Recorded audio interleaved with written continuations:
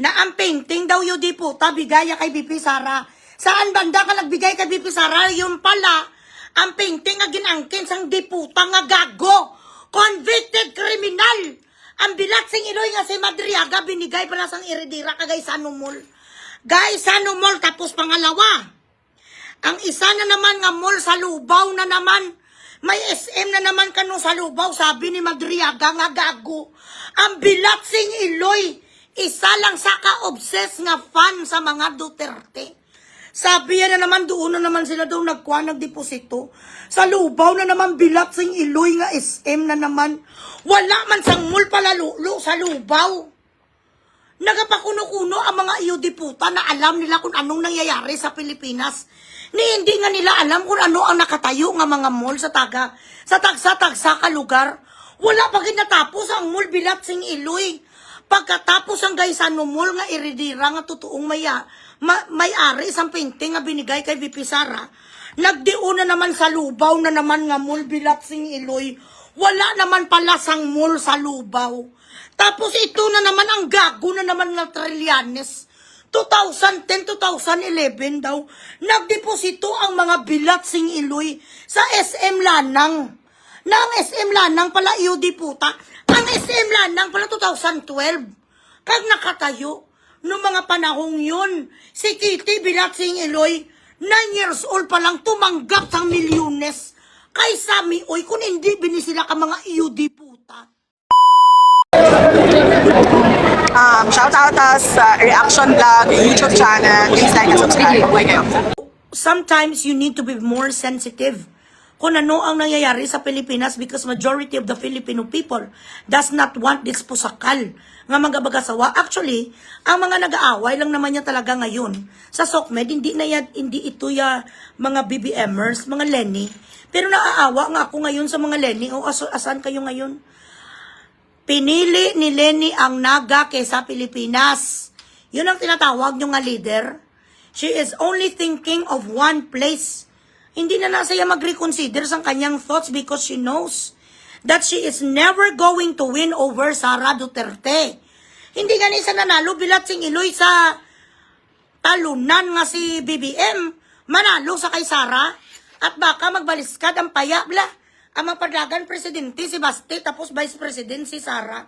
Posibilidad yan kasi when Basti had his speech during the Rage Coalition, I was like looking at Tatay Digong. You close your eyes, you listen to his voice, Tatay Digong talaga siya. So I have a big feeling, I have a huge, massive feeling. My intuition is telling me na si Basti Duterte ang magpatakbo presidente, kag mag-vice president si Inday Sara, mas ano si Basti, mas ano ni ganiman, mas ano siya atat, tapos mas stronger, I mean, mas vocal siya kesa kay VP Sara. Si VP Sara, medyo pagdating sa yaw-yawanay, nagasta pa siya. Si Basti, wala pa kialam. Kita nyo matapang sa nagsigaw sa, isa lang ang ulo na kailangan natin. Kay BBM, wala sa natakot. Pero kung si Sara magalit din, grabe din. Mga putang ina nyo! Gaamo mo na kapag si BP Sara galit na galit din kapang putang ina man sa kay Romaldes. Tsaka kay Marcos, di na saan na. Din kasuhan nyo sa. Wala ka mo kakaso sa kanya, haw. Akala ko ba kakasuhan nyo sa mga sedition and everything. Takot nyo lang. Share the live, dagdagan ang mga stars, please. Ang mga pa-Gcash nyo para naman may pambili ako sa Pepakwa. Okay, wala akong pakialam kung meron na wala akong pakialam kung si Catherine Bernardo ay may sinusuot na sa naparang engagement ring.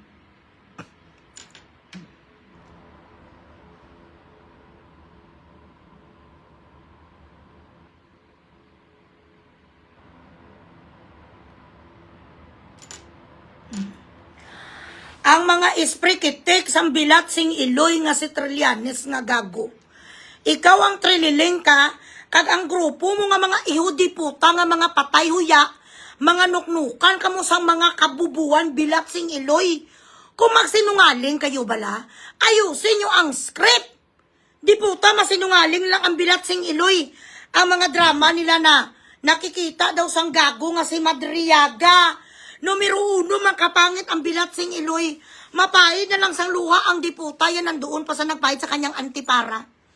Nagaluha na ngayon gago ang sunglasses or eyeglasses sa patayuya. Ang sinasabi sa Bilatsing Iloy niya na ang painting daw yung diputa bigaya kay BP Sara. Saan banda ka nagbigay kay BP Sara? Yung pala, ang painting nga ginangkin sang diputa nga gago. Convicted criminal. Ang Bilatsing Iloy nga si Madriaga binigay pala sang iridira kagay Sanumol. Guys, Sanumol tapos pangalawa. Ang isa na naman nga mall sa Lubaw na naman. May SM na naman kano sa Lubaw, sabi ni Madriaga nga gago. Ang Bilatsing Iloy, isa lang sa ka-obsess nga fan sa mga Duterte. Sabi yan na naman, doon na naman sila daw nagkuha, nagdeposito. Sa Lubaw na naman, Bilatsing Iloy nga SM na naman. Wala man sang mall palalulo sa Lubaw. Nagapakuno-kuno ang mga iyo diputa na alam nila kung anong nangyayari sa Pilipinas. Ni hindi nga nila alam kung ano ang nakatayo nga mga mall sa tagsa-tagsa ka lugar. Wala pa natapos ang mall Bilatsing Iloy. Pagkatapos ang Gaisano Mall nga iridira nga totoong may-ari isang painting nga binigay kay VP Sara. Nagdiuna naman sa Lubaw na naman nga mall Bilatsing Iloy. Wala naman pala sang mall sa Lubaw. Tapos ito na naman ang gago na naman ng Trillanes. 2010-2011 daw, nagdeposito ang mga Bilatsing Iloy sa SM Lanang. Na ang SM Lanang pala iyo diputa. Ang SM Lanang pala 2012. Kag nakatayo, noong mga panahong yun, si Kitty Bilatsing Iloy, 9 years old pa lang tumanggap sang milyones. Kay Sami, oy, kung hindi binisila ka mga iyo diputa. Ganon ka mga gago. Kung ano ka Bilatsing Iloy, kabubo si Trillanes, nga 1.7 inches ang titi. Sang Bilatsing Iloy, kag 3 piraso ang kanyang itlog. Sabi sang kulboy nga nagtsupa sa kanya, kag sabi sang mga iyo diputa nga mga bayaran, nga mga pukpok, nga ginpangkantot yung nga nag-waste lang daw sila ng time dahil ang titi mo trililing, baby carrots lang, hindi sila sarapan. Mas okay pa nga daw, finger na lang ang gamitin mong Bilatsing Iloy ka. Basta production ni Trilileng, production sang alput nga chikininion nga bigaon nga si Dilima. Puro yan lahat kasi nungalingan. Gaisano Mall nga iridira, patay. Backstroke. Lubaw, SM Mall, Bilatsing Iloy doesn't exist. Kung may ghost project pala lulo, Bilatsing Iloy, may araman sila sang mga mall nga, meron man sila sang ghost nga mall.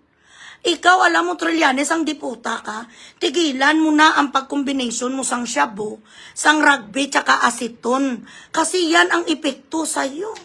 Nagadula ang diputa ka, ang mga neurons mo, gabubo ka. Alaskador ka nga pagkasenador, ang dapat sa yung Bilatsing Iloy ka doon ka sa gira. Hindi ka dapat sa gobyerno! Akyat ka doon sa bukid, oh! Patayin mo lahat nga NPA. Putang ina ka kasi nungaling Bilatsing Iloy mo, may itsura ka lang eh. Alam mo, Trillanes, kung wala ka itsurang diputa ka, masalaan ka talaga kuldaper kag kidnap po ransom. May matupad to sa may tabihan niya si Cayetano. May sasabihan niya si Cayetano, hindi kita papurmahin dito. Bastos! Hindi ka lang gago ka nga bastos ka nga 3 ang iyong itlog. Sabi sang diputa nga mga kulboy nga nagtsupa sa'yo. Ang pagtsupa sa'yo daw gaamo ko lang ng bibig mong sapat ka. Hindi sila makatsupa. Paano tsupain ah?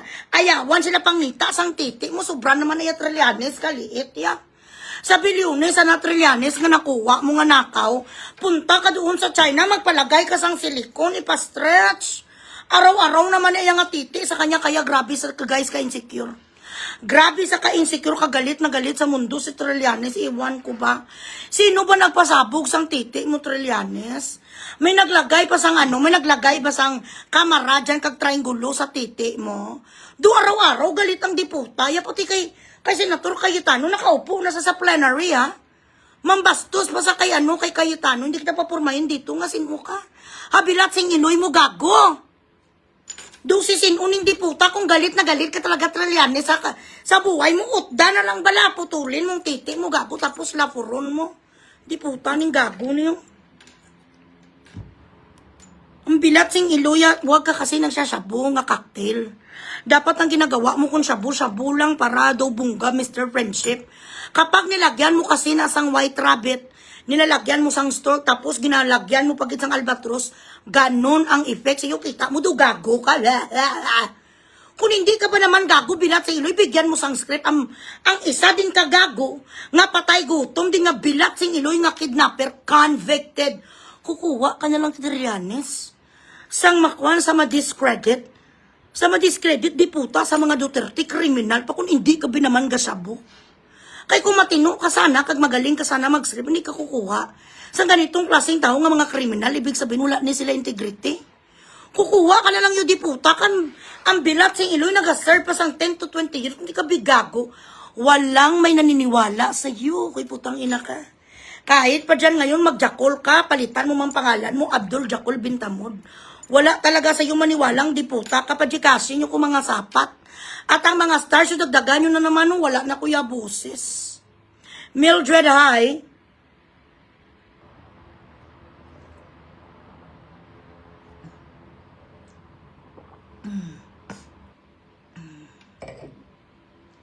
bilat sing iloy.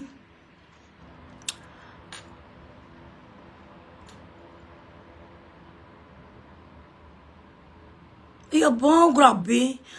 Hindi natin ipagbigyan sang chance ning gago ni nga si Jimson. Nga wala sang kwan, wala sang follower. Gablag-blag ang bilat sing iloya. Tapos, libre sila sa akin. Advertisement, no fucking way. Hello lang dyan sa aking pinakapaborito na nagpapaganda, nagpapabalik ng inyong mga alindog, Dr. Miguel Baker. Ayan. Si Dr. Miguel Baker ang nagpapakanda ng mga ngipin, ang mga ngipin nga mga chararat, ang mga dito nga mga chabilita. Kung meron kayo sa mga 100 ka layers nga lieg, tapos sa striping kayo bilat sa iloy nga mga sibra, punta kayo kay Miguel Baker para mag-contour ang mga dito nyo ho. Puntahan nyo ko gani dito, injeksyonan niya ko. Injeksyonan niya ko sa pagamay sang dito, kumanda kayo. Pag nakapunta dito si Dr. Miguel Baker, bilat sing iloy, balik alindog ni Barbara. Binubudol ko daw guys, kayo ti magpabudol. Nagapabudol sila sa akin na nainggit kayo. Maganap rin kayo na magandang content. Siguraduhin nyo rin na merong power kapag kayo nagsasalita. Siguraduhin nyo rin na may dating bilat sing iloy ang content nyo. Kag matalino kayo para may mga tao din na manood sa inyo na 3.1 million. Bilat sing iloy nyo. Wala pong video sa damusa. Ayan. Palitan mong pangalan mo, igago. Trilileng. Abdul Jakol Bintamod.